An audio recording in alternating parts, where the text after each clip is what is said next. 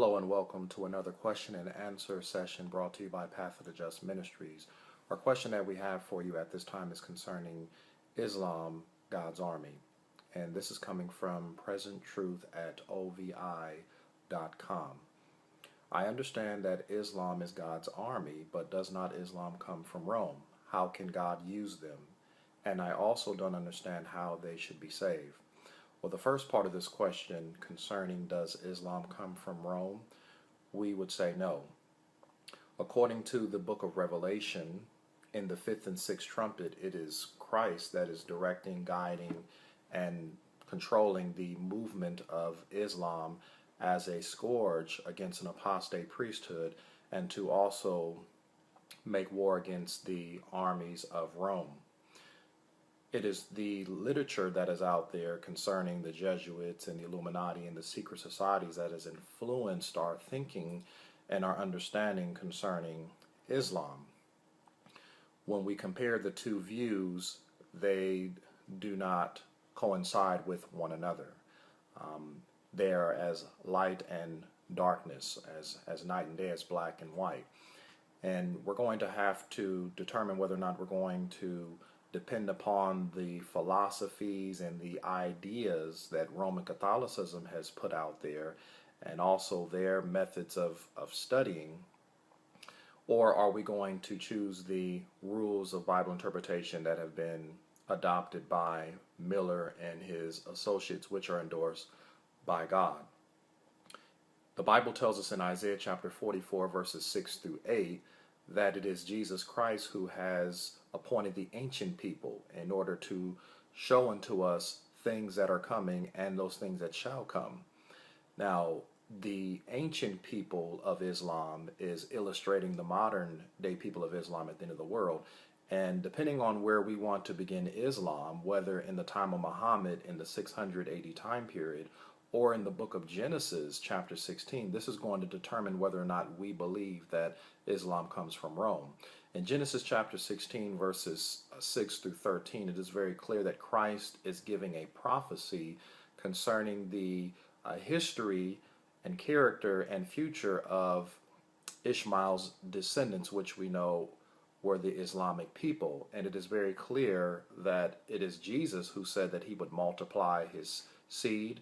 Jesus also said that he would make him a fruitful nation and that he would be a wild man, that his hand will be against every man and every man's hand against him.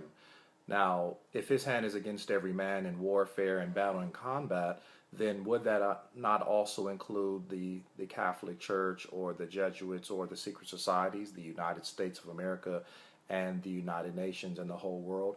Of course it would. So Jesus here is the one that's declaring the end from the beginning.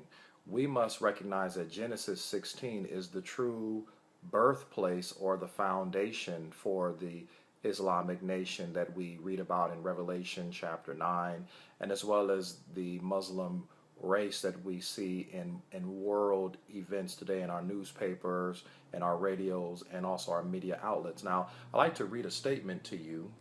This is coming from Patriarchs and Prophets concerning Genesis chapter 16 verse 12, and the Spirit of Prophecy actually commenting on these verses. The first question, or the first part of the question, is does Islam come from Rome? No. Well, why does God use them as his army? Well, it is clear that in Genesis chapter 16, Christ is the one that is in control of shaping the destiny of Islam. But also in the Spirit of Prophecy, we find in Patriarchs and Prophets, and this is page 174, Sister White tells us here, Abraham's early teachings had not been without effect upon Ishmael, but the influence of his wives resulted in establishing idolatry in his family.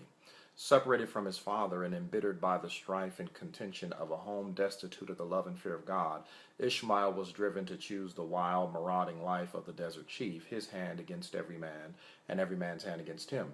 In his latter days he repented of his evil ways and returned to his father's God, but the stamp of character given to his posterity remained. The powerful nation descended from him were a turbulent, heathen people who were ever an annoyance and affliction to the descendants of Isaac. So it is clear that Ishmael had a knowledge of the true God. Thus, he was taught this by his father Abraham. But it was the heathen women that Ishmael married that established idolatry in his family. So here we have a combination of Christianity, represented by the teachings of Abraham, and also paganism, or the false system of worship and of pagan gods that he received from his wives. When we mix Christianity and paganism together, well, this is what produces the papacy. So we're seeing very clearly that the Islamic nation, yes, there is idolatry. They have a false god. It's, after all, it's a satanic power. Both Islam and also the papacy come from the bottomless pit in Revelation. So there is a connection there, of course, and similarities with the idolatry in both of these religious groups. But we see here that when Ishmael was about to die, he returned back to the God of Abraham, the God of his fathers. And so this is an example of many in the Muslim world who, when they hear the loud cry of the third angel, when they hear the tidings out of the east and north, they're going to also return back to the God of Abraham. They're going to join those that keep the commandments of God and the faith of Jesus. In Isaiah chapter 60, where the Bible speaks about arise and shine, for thy light is come and the glory of God is risen upon thee. And then it proceeds to talk about the Gentiles who are going to come to your light, and the abundance of the sea, peoples, nations, kindreds, and tongues are going to come unto thee and be converted unto thee. It is very clear that there's going to be many from the descendants of Ishmael that will also respond to the loud cry of the third angel, as is described in Revelation 18. We find here in Isaiah chapter 60, beginning in verse 5, it says, Then thou shalt see and flow together, and thine heart shall fear and be enlarged, because of the abundance of the sea shall be converted unto thee. The forces of the Gentiles shall come unto thee. The multitudes of camels shall cover thee. The dromedaries of Midian and Ephah, all they from Sheba shall come. They shall bring gold and incense. They shall show forth the praises of the Lord. All the flocks of Kedar shall be gathered together unto thee. The rams of Nabaioth shall minister unto thee.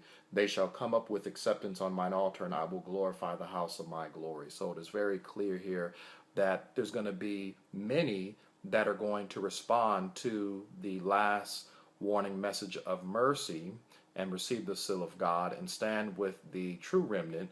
And then there's going to be those that will wander after the beast and receive the mark of the beast. So we hope that this has answered your question.